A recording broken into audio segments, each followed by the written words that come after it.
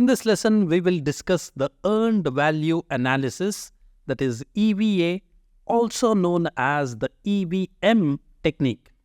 And this is one of the most robust techniques used in project performance and progress measurement because it has the ability to combine all measurements of project management triangle, that is scope, cost, and time. I will first begin with a very simple analogy so that you can grasp the core concept of where this technique is used. Consider a hypothetical project A which has been approved for a duration of 1 year and it has a budget. It was also originally planned that the project spends 50% of the approved budget and expects 50% of the work to be completed in the first 6 months. Now, 6 months after the start of the project, if a project manager reports that they have spent 50% of the budget, one may presume that the project is perfectly on plan. However, in reality, the provided information is not sufficient to come to such a conclusion. The project can spend 50% of the budget while finishing only 25% of the work, which of course would mean the project is not doing well. Or the project can spend 50% of the budget while completing 75% of the work, which would mean that project is doing much better than planned. EVA is meant to address precisely this kind of an analysis, and we are covering scope, cost, and time. Okay? With this basic understanding, let's now explore the EVA technique with our own FinAI project. The FinAI team has completed 8 sprints and they have spent $100,000 on developing the AI-driven fraud detection engine. Originally, the budget for 8 sprints was $88,000, but reality is often messier than plans, and the team has burned through roughly 13% more money than expected. There are now 2 crucial questions the project sponsors demand to know. Question number 1 is, are we getting our money's worth? Question 2, how much will the rest of the project cost if we stay on this path? And these questions are best answered by performing an EVA analysis. Traditionally, the EVA technique is a hallmark of large predictive waterfall projects. However, they can also be adapted for agile projects, as we will see in the very next slide. To understand the EVA technique, we must begin with the fundamental concepts. Observe this graph that we have on the screen here. The x-axis represents time and the y-axis represents cost. This line here, perpendicular to the time axis, is today. This is where we are when we do the analysis. The time passed is of course to the left of this line, and everything following this line is in the future. The green dashed line that you see here represents the planned value. This is what was originally planned as the budgeted cost. And this is what we plan to spend for every day of the project all the way to the finish line. And this type of a curve is popularly called the S-curve.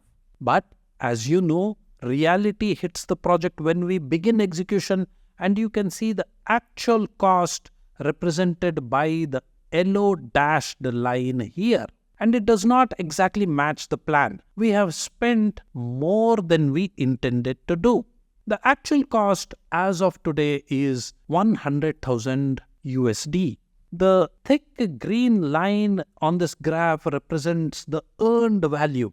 You can calculate this value in different ways, but the most common method is to take the dollar value of the work actually completed at this point of time. And it is measured in times of the originally approved budget for that work. It represents the work that has been achieved so far. Now, a very important point. For agile projects, since sprints are time-bound and the scope is variable, FinAI team has finished exactly 8 sprints worth of work as originally planned, and therefore we consider earned value equals the originally planned cost for 8 sprints, that is 88,000. On the graph for our FinAI example, the EV line would actually coincide with the planned value line. And lastly, the parameter budget at completion, BAC, is the original total planned budget for the project. So these are the fundamental concepts upon which we perform the earned value analysis, and we will use these concepts further to derive unique insights into the project progress. We will begin the first step of analysis by studying the variances. Whether we are performing a formal EVA or not, cost and schedule variances are the most beneficial and frequently analyzed measurements. The first variance is cost variance, CV. Notice the graph here. Cost variance is the difference between the earned value and the actual cost, AC. You can see the calculation here. 88,000 minus 100,000, that is a negative 12,000. A negative CV means we have spent $12,000 more than the value that we have earned. The second variance is the schedule variance. Notice in the graph, this is the variance between the earned value and the planned value. In our case, the earned value overlaps the planned value, and so our schedule variance therefore is 0. I have just taken this so for simplicity, but it can also be positive or negative values in real life situations. Next, we will learn about performance indices. There are 2 interesting performance indices that we will now discuss. The first index is called as the Cost Performance Index, CPI, calculated as earned value divided by the actual cost. This is considered as the single most important EVA metric, and it measures the cost efficiency for the work completed. In our example, we are only getting $0.88 value for every $1 that we spend. The Schedule Performance Index, SPI, is calculated as the earned value divided by the planned value. An SPI of 1.0 means we are exactly on schedule in terms of earned value. This index measures how efficiently the project team is accomplishing work. Now, beyond these indices, we have another couple of very important insights to gain, which we will cover in the next slide here. The EVA can next provide us 2 incredible predictive foresight. We can use all the insights that we have gained so far to make some predictions about the future. The first foresight is for the question, at the current rate of progress and efficiency, what will it cost to finish this project? And this is an extremely important question, and it can be answered by calculating the estimate at completion, EAC. The formula to calculate EAC is simple. Budget at completion, BAC, divided by the cost performance index, that is CPI. In our case, this works out to 132,000 divided by 0.88, which gives us a new estimate to complete the entire project, that is 150,000 USD. This means that unless the cost performance of our project drastically improves, we will need 150,000 instead of the originally planned 132,000. The second foresight is for the question, if we have to still hit the original budget, what should be our performance level?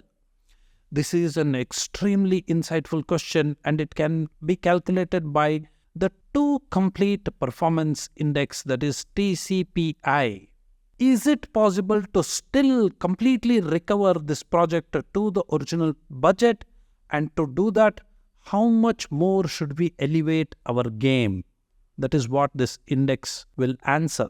You can see the formula here, and our calculation gives us the answer as 1.38.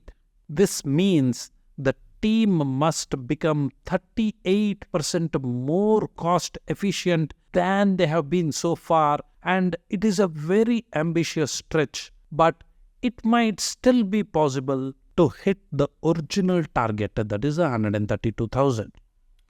And now we have come to the conclusion of this lesson. EVA turns raw cost and schedule data into powerful insights.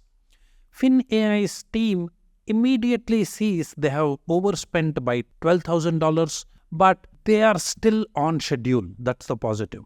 Their CPI of 0.88 signals they must either curb spending or boost efficiency, or both. The EAC warns that unless things change drastically, they will need extra $18,000 more to finish the project. Finally, the TCPI shows just how hungry the budget needs to be for efficiency, and it is a very clear call to action.